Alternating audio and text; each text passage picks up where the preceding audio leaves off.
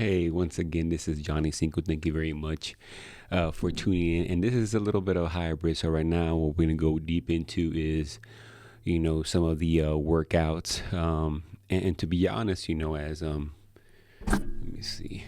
To be honest, this is kind of like what I love to do, workouts. In the garage.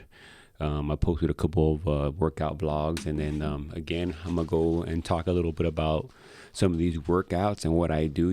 As this pre-workout kicks in. Again, these are previously workouts that I've done, and so here we go.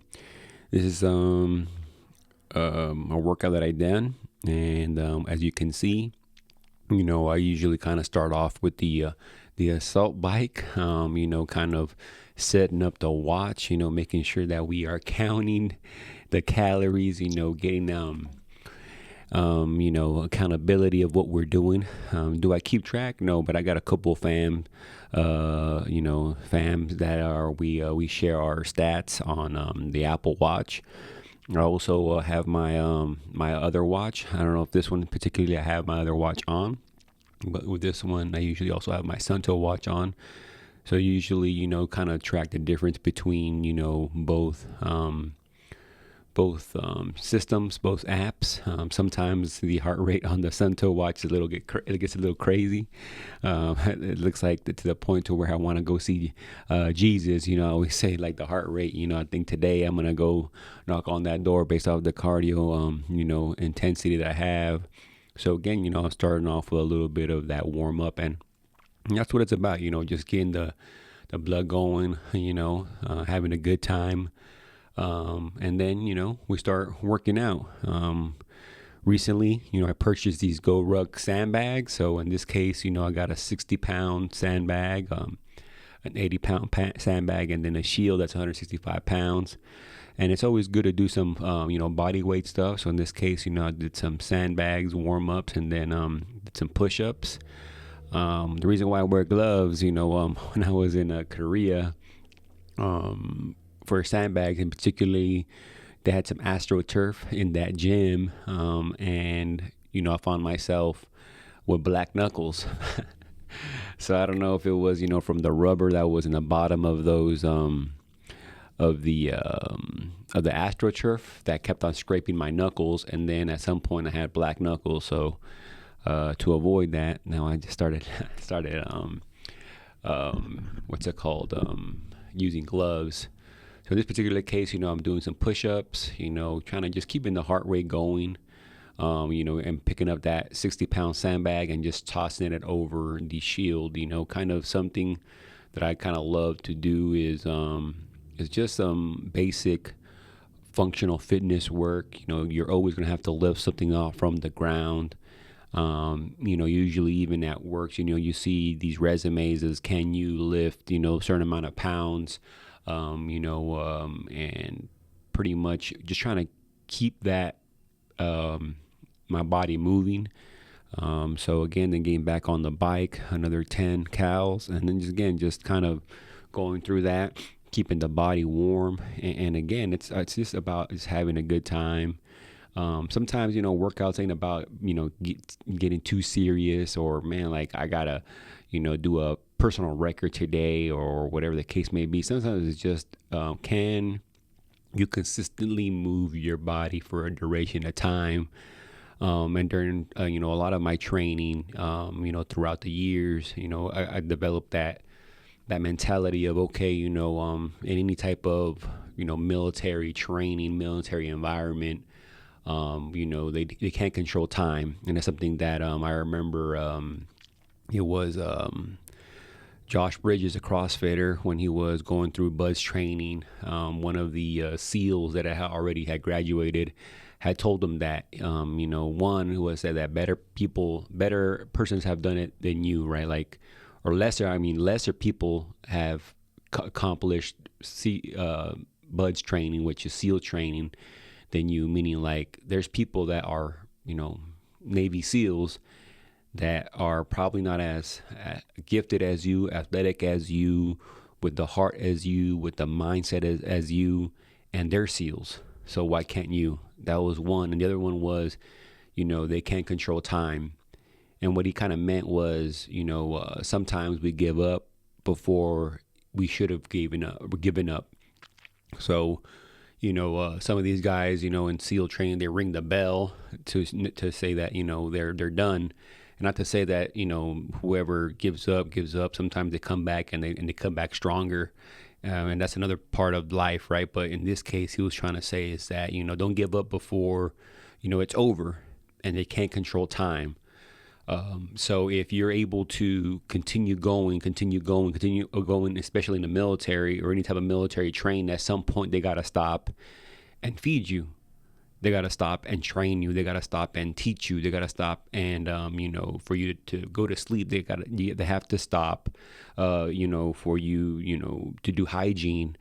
So nothing is eternal, right? So when you're in the suck, when you're in the suffering, when you're, thinking that, man, this is the worst thing that's happening to me currently right now, it isn't, keep on holding on. And, maybe you're you're going to give up before the next second this is all over, right? So again, I always kept that in perspective. So that's how I kind of created this system where it's like, okay, well, can I train my body to go consistently for 30 minutes, and we do that at work, right? When we're, it kind of reminds me of roofing, of landscaping, of, all these different labor jobs I've done when I was, when I was younger. It was all about, getting things done and then on to the next site, and then getting, landscaping is kind of that way where, you're planting plants today, you're cutting grass tomorrow, you're edging, and it's about, getting that job done. So it's just hard work. And you could do it consistently for 30 minutes, and then increase it to an hour. And then at some point, during my training, just kind of getting my mentality ready for it was, can I continue to maintain this momentum for an hour and a half, 2 hours? And the most I ever done was 3 hours, but I correlated it with like a ruck march, right? We have a standard in the Army. Usually it's 12 miles in 3 hours, kind of for, that's kind of like the general requirement, 12 miles in 3 hours. So the goal was, can I, run for an hour, bike for an hour, and row for an hour? Can I, go, ruck or ruck for an hour, run for an hour, and then, row for an hour? So, just kind of testing my body, to kind of for that limits of 3 hours consistently. Because again, right, even if I look at the PT, right, when we kind of go in the mornings and we have a PT session of an hour and a half or an hour, you're usually warming up. So reality is the amount of intensity you're going to have is for 30 minutes or maybe 45 tops. By the time you get the formation, get the accountability, get the warm ups, and then, do your workout and then come back and do your cool down. So again, it's just about the time. So if you train your body to consistently go, then no matter what the physicality of it be push-ups, sit-ups, air squats, a Murph is another good example, another workout that just consistently going right for these long distance. Because, some of the things that a lot of people observe, in some of the CrossFit games, or even as people kind of program, a lot of them, they're sprint workouts, they're fast workouts, they're about 10 minutes, 5 minutes, whatever, 12 minutes, 15 minutes long. But then it's kind of like, okay, now to the next one. But conditioning your body to do a 30-minute session, a 45-minute session, an hour session, with complexities, right? So sometimes you start off with, like in my case, once I was able to find an assault bike, I got it on the Facebook Marketplace, and then added it to my training regimen, which is, assault bike, which is something I always did before. And the reason why, as you can see, I don't have barbells, and it's not because, I don't like barbell work. It's just that, I know myself and I usually do barbell work, in the gym. But if I have it at home, then I'm all I want to do is lift heavy, lift heavy weights. And I'm trying to avoid just kind of doing the traditional stuff, because I want to be able at home to just lift something obscure. So again, here we're doing a little bit more push-ups again, and some of this stuff is monotonous. Some of this stuff, it feels repetitive. But again, it's just about getting your body moving consistently, right, for 30 minutes. Because again, even as we're doing, any type of movement, any type of training, any type of physical work around the house, it takes, it's not in 10 minutes, 15 minutes. So realistically, it's about, grabbing a sandbag, 60-pound sandbag. Can you grab it, lift it up? Can you grab something that's 60 pounds heavy, lift it up? I do make it look easy, but again, prior to this in Colorado, I used to lift Atlas stones. Started out in Kuwait when I seen a couple some in Atlas stones, and here I'm easily kind of pushing that 60-pound sandbag, and it might make it look easy, but again, it's with time that I'm able to kind of do that. And then the other 80-pound one, and then even with the shield being the way it is, so that's it. Just kind of getting that bag, picking it up, throwing it across the shield, and just keep on going. The heart rate, whatever the case may be, just keep on going, and that way you just getting that heart rate going. But again, that's all what these workouts are. The majority of workouts are based that way. And as you can see in the back, I got my ruck march. Again, always representing for the warrant officers in the back with the warrant officer flag. That's something, again, I'm proud of. Sometimes, even in your home gym, if you have opportunity to put some of that, whatever reminds you of, just keep you motivated, or just reminds you of like a moment in time that you really put forth the effort and know that you accomplished goals, and you didn't let yourself down. Again, sometimes I always say I'm like that anti-warrant officer, because like I really don't do a lot of the functions, but I knew what it took to get here, and I might have probably overtrained for candidate school. And again, man, I'm not the best, I'm not the fastest, I'm not the smartest, I'm not anything special. I'm just a guy that just wanted not to fail, and I overtrained, and I sometimes overtrain, and that's just my nature, because again, I don't want to leave any doubt behind, right? I don't want to leave anything on the table. I don't want to feel like at some point, I just failed. And one of the things I can control, right? And that's kind of the things that I kind of remember through like these different, mentors, or, some YouTube, some SEAL trainers, David Goggins was another one, right? Where, I was listening to some of his audio book. And if you have a chance, look at that, listen to that audio book. There was many times in my ruck marches that were, an hour and a half, 2 hours long. And I was just freaking.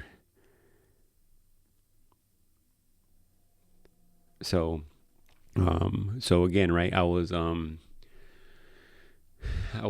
working out, and and some of these schools, as you get ready to go to any type of these schools, look at the requirements, right? Look at the physical requirements. And I'm talking about physicality because again, you're watching this video, and this is again me kind of working out, but at the same time kind of talking through it. But any of these schools that you're about to attend, that require some type of physicality from you, nothing out here is nowadays is secret, right? Like as far as training, there is some stuff, but the majority, you can find on YouTube. And one thing I can say, and that's something that David Goggins kind of brought into my head, is like, if you're not trying to identify like what it is, the requirements that are of you, then you're walking in there blind, then sometimes, ambiguity does work. That way you're living in the moment. But sometimes if you know at least 80%, 70%, or even, 100% of what's about to happen to you or about to go through, and if part of it is the physical, you can control that. You can control your condition. You control your time of your endurance, because you read the memo that you had to sign that says you will do, a 6.2 mile ruck march, or 1,000-meter ruck march within 110 minutes. You got to do an AFT now, right? Or back then it was ACFT. You got to do, land navigation. You got to do, just this different things, right? You're going to go to a school, and majority of the time, especially in the military, you're going to run a lot, right? So you got to condition yourself to run. Now, kind of the hack I had was, okay, is anybody going to make me run for an hour straight? Usually, 4 miles in 36 minutes. All right. But can I continue to run another can I just run for an hour? And just, that's it. Don't worry about the distances. Just condition your body to run for an hour. Can you continue to move? Sometimes, nothing's favorable. Something that I always said in my mind, and I tell everybody, nothing's favorable. Like, there's going to be moments in time in your experience as you're training up is, like, you might have injuries. You might have your leg injury, or you might have your, whatever the case may be, whatever injury you might have, and you have to go out there and perform. Because you're sore today. That's why I got, a low score on the AFT, right? Because I'm sore from yesterday's workout. So then how do I battle that? How do I do that, right? Do I gotta, get my body, let's say some of the trainings that I did was, squatting. I just squatted, did legs, and then ran, and then maybe 30 minutes later now ran a 4 and 36. Or ran a 2 mile in 13 minutes, 12 minutes. So the goal was always, trying to set those conditions to where nothing was favorable for me. And it ended up working out. And the reason why I say that is because, during my train up, I broke my pinky toe, right, from before I went to walks. And again, just being able to know that I broke my pinky. And the first thing I did is I got to go run, a 2 mile, just the basic requirements. Can I run 2 miles for the AFT? The other physical stuff, I'm good to go. I just wanted to know, can I do that? And I ran, right? I ran 2 miles with a broken pinky. And then once I realized, okay, I can do it, I can withstand the pain. And all I thought about was 15 minutes. All you got to do is run 15 minutes. Many a times during my training as well, I would injure myself. My back would be hurting from, a workout previously. And then, and then the next day say, can I ruck still the 6.2 miles? If I just walked it, can I pass that? Can I pass it when, and then my fastest time, okay, I did it in 66 minutes, I think. I'm the fastest time I ever did or 67 minutes, I did a 6.2 mile ruck.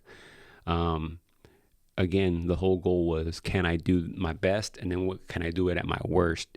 And once I was able to kind of see all that in perspective, I knew that, okay, I can do all these things, and so once I was in the moment of, getting smoked, or, in the moment of, injuring my back before I went to walks a week, I knew, like, yeah, I might not be my best, but I know I can do it, and there was no, I wasn't going to fail. Right. And that's kind of like where, in those ruck marches, an hour, the 12-mile rucks, all the different things I was training up, I was talking to myself and talking like, man, like, this is what it is. This is you sore, and can you do it? So all these things, just checking the block. So then when I was actually on ground, boots on ground, a couple of guys in my class, I used to always say BOG. I was like, you've been here before. You worked out, you've trained, you know what it feels like to do things sore, do things with injuries, do things just, in every shape or form, like just that mental toughness, and most of all the heart, that I was like, I'm not giving up. So again, right? So here, we again, if you look at the workout, I just had finished doing that. So now we're doing a couple of the farmer's carries with some abs, just kind of getting it, because sometimes, even then now, as, we're training, just to stay healthy. Sometimes, this is just me. I rarely work out abs. I usually kind of do, heavy lifting, but as I kind of started doing, the sandbags and things like that, kind of works out the core as you're kind of lifting this sandbag, compared to just a barbell or, back squat. So again, just kind of taking the breathers, walking around, drinking that creatine, doing abs, checking the heart rate, and just making sure that we consistently just continue moving. And there you go, right? Just that whole holding, right? Holding of the sandbag to that way, just holding it, right? It kind of creates that whole, static hold. And then, for a minute, that's kind of what the workout is there, and it gets, it gets challenging after, you consistently do it, and then, you drop it. And then once you hold it for that 1 minute, then you get to the farmer's carry and you keep on going. So again, that's what it's about. Just getting your body consistently. And when you program, sometimes, a lot of people like using apps and stuff. And I think that's good too. I mean, anything that makes anybody move. And maybe that's probably why I always enjoyed, a little bit of CrossFit, was that just the variety of what you can build. There's really no, right or wrong with some of these functional fitness movements. Again, right? Why am I doing a farmer's carry? And I don't have even weights. I think it's a 45 and 35. So I switched them out every time I kind of went through. But again, I'm going to have to carry, grocery bags. I'm going to have to carry something from one point to another, and this one, I think it was just, a minute or so, or 10 cows, that I'm just doing a farmer's carry, dropping it, and then doing some abs and doing some holds, again, where there's going to be a moment in time where I have to hold something, and that 80 pounds, is pretty heavy after a minute, because again, right, it's like 80 pounds, like what is that? But again, farmer's carry, drop it, bam, then get into abs, and then here you go, go into abs, and just kind of doing the ab work and getting that core, strengthened. And again, before, there was a moment in time where, I was more aesthetically, I wanted to look more aesthetic. So I used to do a lot of abs, but kind of got away from that, started doing traditional weightlifting. But again, this is for the, men that are about to reach 40 or at 40 years, just keep on going, keep on moving, man. Cause I mean, there is, some residuals of all that overtraining. I still got some lingering, not injuries, I guess you can say, just, little nicks here and there. But that's just with life, life is, but never give up. I don't give up. I'm always going to do what I had to do to, just, maintain my health. Just keep on moving, getting the blood flow, getting those muscles, again, during, in my military, in the military, that's what we do. We just continue moving, continue going. So again, if you find yourself getting ready for a school, whatever the case that is, just keep on moving, keep on, getting that blood going, that blood flowing, because eventually you'll thank yourself for doing all that. And if it's, and you can use that same mindset for school, right? If I gotta, study for a test, something I remember is, when I went to the FAST class, and a lot of times it's not about if you know the information, right? It's like, if you know the information, it's more about, are you ready for doing things under a test, right? Under a time constraint. And it's the same way, right? You got to train yourself the same way you're about to take a test. So again, it's smoking yourself and then doing the requirement, doing a bunch of lunges. Man, I don't know what it is about the Army, but Army likes to do fucking lunges. So if you got to do lunges a bunch of times, we'll do a bunch of times lunges. But the reason why I say is because, again, it's like, it's something consistently that we do in the military that kind of like, okay, it's repetitive, but it is what it is. That's how it goes with this. So again,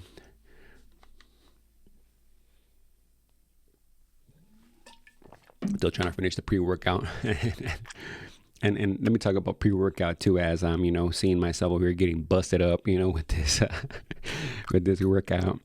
We are like, man, this is a killer, right? Cause it's consistently, right? It's just going, not trying to stop. I think, I probably do stop a little bit sometimes, drink some water, something like that, but it's just going, let's get the abs going.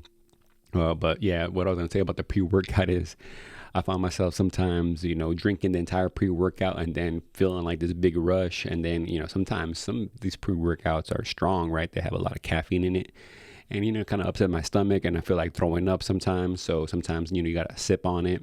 Sometimes, what I used to do as well, I used to, whatever, if it was a full scoop, I would drink half of, 8 ounces, whatever the direction would say, 16 ounces or 8 ounces. So I would only drink like 4 ounces if it was 8 ounces, right? And then the rest I would just put water. So then as I was working out, the other half of the pre-workout was in my water. So the stimulant was halfway, and the rest of the stimulant was in the water. But now, I kind of drink it all. I sip on it, and then in my water, I have creatine in it. And so what I do is I'm drinking creatine, a brand that you're able to drink as you're working out. So that way I have my creatine as I'm lifting weights. And then after, a protein to get that, that BCAAs, that protein, back into your system as a recovery tool. Because that's the biggest thing for all these different train-ups is how do you recover? Sometimes I would use the gun to recover for the muscles. Sometimes I have like the little pads that are electric that I put on my muscles, and it kind of gives you a little jolt of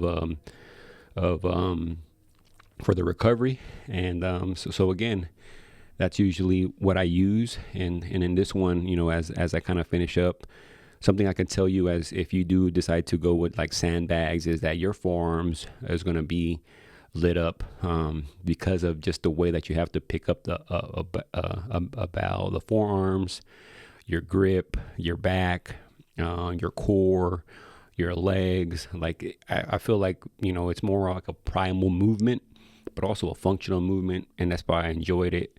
Again, I started doing some of these workouts with sandbags or Atlas stones when I was in Kuwait, and also when I was in Colorado.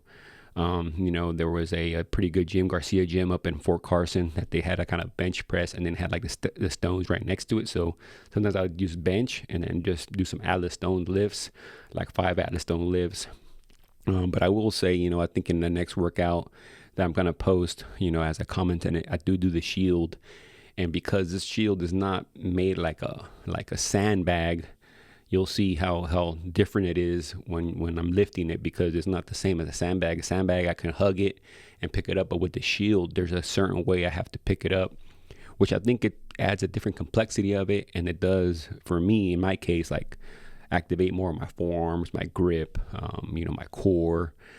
So again, that's why, as you can see, I'm over here doing a little bit more of the abs, because again, it's just about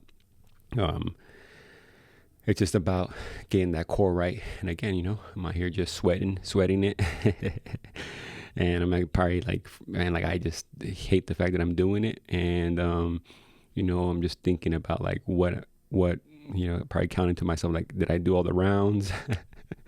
Cause man, sometimes during these workouts, man, I kind of tend to lose time, right? Or tend to lose like, okay, like this is, what I'm doing. So in this case, I think what I do on this one in particularly, I just finish off with 5,000 meters on the row, and that's how I do, just get the heart rate going. So as you can see, initially I started with the bike with sandbags going over, then I went in and with push-ups, right? So it was like push-ups and sandbags going over with the assault bike. That was kind of the workout 1, and then workout 2 was holds of the 80-pound sandbag with some farmer's carries and some abs. And then, that was like the WOD'2, and then the WOD'3 was just a good old fashioned row fest, right? It was like, hey, we're about to go do 5,000 meter row and, and get it going, right? Cause again, favorable conditions. And this is kind of the trainings that I kind of did, was let me smoke myself, right? Somewhat, before, and then do the conditioning portion and see, right? Because again, right, I can post a time of 21 minute, 22, 23, whatever the, 20 minute, 5,000 meter row. But what does that even say if I didn't do it already taxed? And sometimes, when we go into the gym, from the day before, where we're working out and we're sore from the day before, is now we're in the gym and we're trying to do the same workouts that we always do, but now we find ourselves affected by it. And in the military, right, in any of these, physical trainings that we have to do, nothing's favorable for us. So again, if you train your body to try to recover quickly and onto the next thing, onto the next thing, onto the next thing, right, you can easily, as you're going through it physically, boots on ground, on the mind, right? Because I remember something that's vivid in my head to this day when I was in a candidate, warrant officer candidate school. There were people that were like, the tax, we're saying, tomorrow is probably going to be one of the worst days of your life. And he was telling that to all the candidates, right? And people ate that up, meaning some of the candidates that were eating chow, I think it was dinner, and they're like, man, is tomorrow going to be the worst? I was like, how do you know? How do you know it's going to be the worst day of your life? Like, how do you know that's going to be the worst? Like, I'm sure in life there were things worse that you have went through, and the majority of us were tech, so we had a couple of years in the military, so I'm sure some of us had at that moment in time been to war, have seen combat, have been through even life in general, just going through the ups and downs of life, good things and bad things that we kind of went through. So how do you know if that's the hardest thing that you ever went through, right? You don't know. So let's just live it. And so again, how do you know you're capable of doing what I'm doing right now, right? It's not, as you can see, before I did all this workout, now like, hey, you know what, let's do 5,000 meters. Can you do it? Even later, years later, 3 or 4 years later that I already went through candidate school, or actually about almost 3 years ago. Can you still do those things that got you to the show and trained you up, right? When I was in the SFAB, when I was with 4th SFAB and going to candidate school and getting ready for the train ups, like, can you do that? And one of the things I always say, during the time that I was with 4th, it was kind of understanding that at any moment in time you can, be called to the teams and people got to depend on you, and you got to be physically ready. And again, right, that's how I trained up. I just maintained myself ready. So when the opportunity came to go to, Cat C, I was already trained. I was already ready. So when that moment in time happened, like, hey, you got 2 days, 3 days to go to Cat C, man, I've been trained and I've been ready. Like, I was just waiting for my moment, right? It's like, you're in the draft, man. You're doing all the work, what it is, and then when you go, it was easy money to do all these different things. And so again, test yourself, in these workouts. So if you have a garage gym and you have opportunity, you have a rower or whatever it is that you have, test yourself, right? If you got to go run outside, like, then you go run outside, like, and test yourself in all these different ways of doing things, because again, it's like, it's only going to make you better, right? It's only going to challenge you. So again, here I am just rolling along, getting after it. And, so again, this is again, something that I continuously do. Sometimes I do use the belt, as you can see on the right. I always recommend, if you're going to do some of these sandbags, maybe start off with the belt, just that way until you get used to it. And then, remove the belt, again, using the gloves for the knuckles. But yeah, that's me just finishing off with the row. And again, it's something I did continuously in my train ups and my workouts. And this whole, I think, workout was like 45 minutes. But as you can see, I just went back to back workout. And, there's maybe some breaks in between, maybe give yourself about 2-3 minutes, 5 minutes rest in between each WOD, but just keep on going. Because again, that's something that, is going to continue to make you better. And test yourself, and it don't have to be, 30, 45 minutes long. It could be 15 minutes. It could be, again, you're starting off. And if you're already conditioned and you're already doing some type of physical work and you enjoy this, traditional training, well, then go ahead and get after it. 'Cause that's what the goal is. So again, if you find yourself, trying to get back on the grind, trying to get back into it, in the physicality of what this is, don't give up. Don't give up. If you're training up to, for any type of military, school, prepare yourself. Sometimes, again, we can Some of us are gifted. I'm not gifted. Again, I always say that I'm not gifted. I'm not anything special. I have to work for everything I've got, and if I fail, and I can live with that. And that's the biggest thing I can probably say for any of these type of events, any type of things that you're about to accomplish in life is, did you prepare yourself? Because if you fail, can you live with yourself? And when I thought to myself as I was getting ready to do anything that I have kind of had in my mind to do, it was can I live with myself if I didn't prepare? So in this case, like if I failed miserably, but I didn't train up, the only person I can blame is myself because I didn't train, right? But let's say if I did train and I failed, I could live with that because I tried my best. I trained. I did everything I could to prepare myself, and I still didn't make it. Okay, I didn't make it, and that's okay because again, I can live with that. It's again when I don't train up, when I don't do the right thing, when I don't, prepare myself, and I fail, then I'm stuck with the what ifs. I should have done this. I should have done that. I could have done this. I could have done that. And that's no way to live, right? That's no way to live with that in your mind. So again, if you find yourself getting ready to do something, and it could be, something in school where you're testing, where you're about to do an exam, right? And you got to study for it, but you don't study. And let's say, there's times you get a B, you get an A, you get a C without even trying. And Matt Frazier kind of said that, like, if it wasn't for him, on the second year that he failed, he failed, he got second place. But, he said, like, his first year against Rich Froning, he won second place because, he was a rookie. The second go around, he lost, first place and got second place, and that's how he felt. But he felt like that was necessary for him to go through all that because, again, like in his mind was like, I failed, and that made him better. So if it wasn't for that failure, it would have not have made him the 5-time champion in CrossFit. So sometimes, I failed multiple times, got my, ups and downs, and I failed multiple times. And I was stuck with, I could have done this, I could have done that. So something in my mind kind of switched, right? And said, like, you know what, let's not leave it to chance. And let's train, let's get ready, let's do what we got to do. And if I fail, boom, I can live with that because again, I was just good enough. I wasn't good enough. And that's okay.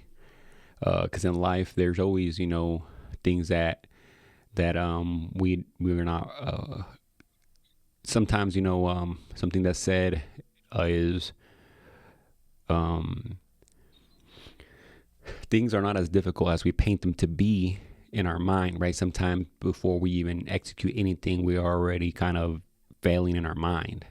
Kind of giving up before anything of this starts. We're giving up. And we give up because, there's that internal battle, that internal battle within ourselves, and we're just doubting. We're doubting our capabilities. We're doubting that we can do it. We're doubting that we can, and that we can't do it, or we can do it. And it sucks. It sucks because you just never knew what you're capable of because you just doubted yourself consistently. So again, something that kind of changed my mindset is a book, and I talked about it in the other podcast, is the War of Art, and that kind of changed my whole perspective and mentality as well as a couple of books I heard and then YouTube channels of CrossFitters kind of training up for the games, and kind of compounded everything, put it all together in a little package, and kind of adjusted it to myself, and it's paid off, right? It's paid off. Things that seem difficult, you make them look easy. Well, I make them look easy at times, but it was because I prepared myself before I stepped into it, right? And it's not to say that, this is just a way, and this is kind of like what I want to share. This is just a way that I've adapted my training, continue to get ready for any type of, military school, as well as, just general health in general. So again, test yourself. Only if you're pushing yourself or not. Only if you're putting in the work or not, right? And that would be physical or mental, or even spiritual, right? So again, what I ask is, if you're tuning into this and you're kind of seeing this workout and this hybrid, like, even as you can see, I'm like not in my head at times when I'm doing the row, because I'm tired, man. I'm tired, but I'm not giving up. The rower, I'm probably, feeling a little bit, okay, my shoulder, my wrist, whatever the case may be, and I'm doubting. I'm like, man, like, this sucks. But again, even in my training, it's like nothing is like, oh man, so easy. No, man, like, that's the reason why it's about just pushing,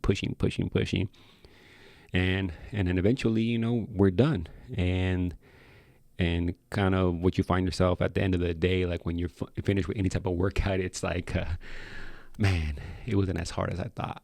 So again, keep on grinding, keep on getting after it. And again, just keep on tuning in. If this is you trying to get motivated to get back at it, whatever the case may be, this is Jony Cinco again. Tune into, my other podcast, which is my, my Jony Cinco podcast, 5 seconds, 5 minutes. Also got the mastery. And then I just dropped a Spanish, a Spanish podcast, dedicated to my mom and dad, just because, again, because I can. And then I'll always kind of revert back to, just where I grew up. I grew up from a small town in London, California, from immigrant parents, first generation born here in the United States. So a lot of things I've done is because, I take pride in what I do, and I can't fail. And if I do take losses, I get back up and dust myself up and keep on going. So again, if you're listening to this, enjoy the rest of the vlog, as I kind of finishing up this row. And until next time, peace.